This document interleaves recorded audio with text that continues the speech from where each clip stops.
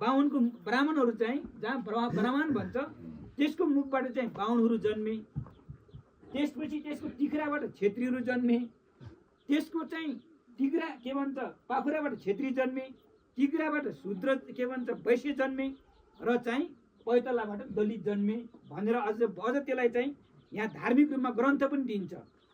त्यसपछि अब अहिले के छ भने त्यो धर्म ग्रन्थबाट के हुन आयो भन्दा चाहिँ सबैलाई चाहिँ त्यो ग्रन्थ मानेपछि चाहिँ त्यसलाई ठिक, त्यो ग्रन्थको चाहिँ अलि उग्लवन गर्यो भने त्यसलाई फेरि चाहिँ अझ तल्लो तबकामा झार्ने हैन, तल्लो तबकामा झार्ने, त्यसबाट पानी नचल्ने, अलि अलग्गै बसाल्ने, अलि त्यसलाई चाहिँ छुइछुतो मान्ने, सुरुबाट त्यस्तो खाले चाहिँ सुरु भयो। र विशेष गरी कहाँ आयो भने कानुनी रूप चाहिँ 1910 मुलुकी ऐन मैले यहाँ लेखेर पनि सायद ल्याएको छु यहाँ। 1910 मा चाहिँ मुलुकी ऐन जङ्गबहादुर राणाले एउटा कानुन चाहिँ निर्माण गर्यो कानुनी रूपमा। यो दलित, यो चाहिँ गैर दलित, यो तल्लो जात, यो माथिल्लो जात, माथिल्लो जातले के खानु हुने, तल्लो जातले के खानु हुने। अब खानेपिनेमै चाहिँ त्यहाँ सुरुवात भयो। अब हामी दलितहरू त एकदम मरेको पिँडानी खाने, जाँड खाने, रक्सी खाने, अब ककर तमाकु के खाने, अब सबै कुरा चाहिँ हामीले खाने भयो।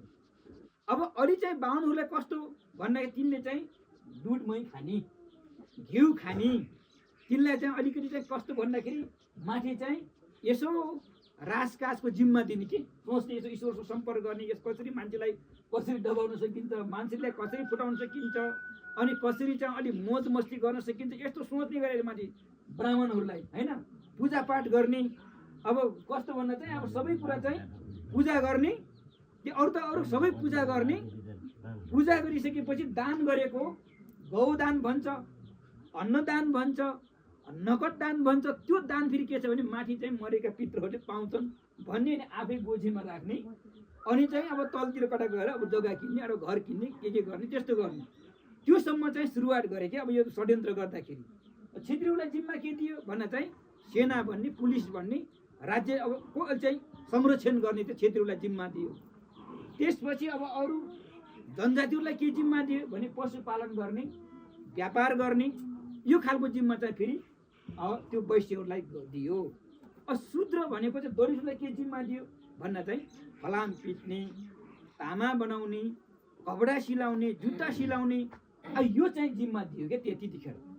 त्यसो हुँदाखेरि के हो भन्दा चाहिँ यो अब हामी त त्यतिखेरको शासकले के गर्यो भने सबै हिसाबले पढ्न पनि हामीलाई दिएन, यसो हेर्दाखेरि पढ्न पनि दिएन के हैन। अब अरू त दिएन, जुत्ता सिलाउने, फलाम पिट्नेसम्म त दियो, तर दलितले चाहिँ कुनै ब्राह्मणले चाहिँ कथा भनेको, ब्राह्मणले चाहिँ आफ्नो चाहिँ होमवर्क गरिराखेको सुन्यो भने महापाप हुन्छ भन्नेतिर लग्यो, महापाप हुन्छ, अशुभ हुन्छ। यो खालि चाहिँ आयो नि त, तपाईँ सबैलाई पनि थाहा छ कि यसो चाहिँ दलितसँग भेट्यो भने पैसा सायद होला, यहाँ छ कि छैन। हामी चाहिँ दलित नहुनु भने पहिले यस्तो थियो, बिहान यसो चाहिँ भेट भयो भने आस्था अशुभ भयो भन्थे नि मान्छेहरूले चाहिँ, सायद परेन, कामीसँग भेट भयो अथवा दमाईसँग भेट भयो। अघि नै हाम्रो चाहिँ रेल कम्पनीले राख्नुभयो कि दमाईहरूलाई अलि अहो दमाईसँग भेट भयो ठिक भयो भनिदिने रे। अब फेरि कामीहरूलाई फेरि अलिक कामीसँग भेट भयो आज त बिठिक भयो भनिदिने रे। यो के छ भने अब फुटाउ र राज गर भन्ने सिस्टम अन्तर्गत शासकहरूले त्यस्तो बनाए। त्यति मात्रै होइन कि हरेक हिसाबले भनौँ न हामीलाई पढ्न, लेख्न, राजनीतिक सेवा सुविधा केहीमा चाहिँ सबैमा वञ्चित भयो।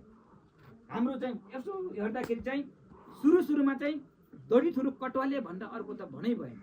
लास्टमा आउँदाखेरि कि चाहिँ पिउन भएर चाहिँ डाँडामा गएर कराउने, मालिकको हुकुम भयो, यहाँ छ कि छैन, थबाङतिर थियो, कता गाउँतिर पनि थियो, कटवाले भन्दा अर्को चाहिँ कुनै पद चाहिँ दलितहरूले पाएको थिएन।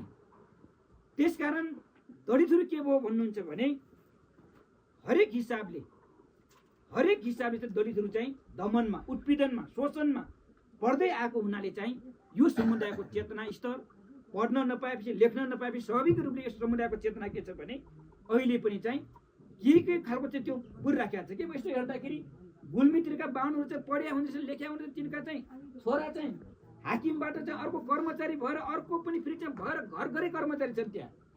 तर यतापट्टि हेर्दाखेरि हाम्रो रोल्पातिर भर्खर मलाई सुत्दा चाहिँ ट्युसनका मास्टर आएर पढाउँथे कि रोल्पामा चाहिँ मास्टरै नहुने, शिक्षकै नहुने, त्यो खालको अवस्था थियो।